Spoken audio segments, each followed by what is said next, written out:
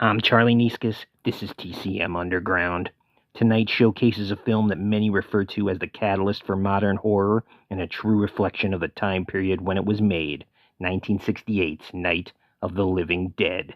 A simple story of a group of unlikely denizens trapped together in an isolated farmhouse as hordes of marauding ghouls are inexplicably rising from their graves and devouring the flesh of the living.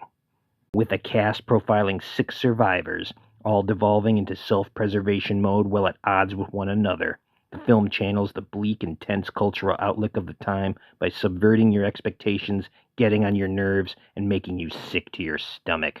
This was the feature debut from now legendary horror icon George A. Romero. A true renegade, Romero began a filmmaking career as an unlikely director for Mr. Rogers' Neighborhood and industrial films, and went on to becoming the godfather of political horror.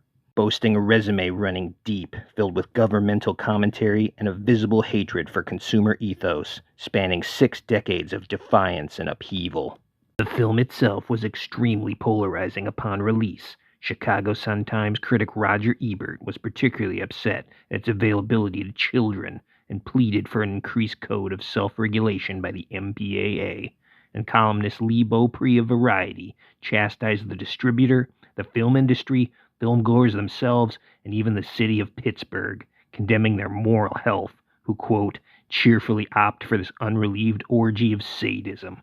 Despite it all, the film would go on to become a box office success, and an editing snafu from distributor Walter Reed ended up sending the film into the public domain, ironically making it one of the most easily accessible motion pictures of all time, and inspiring countless imitators and successors across generations to come.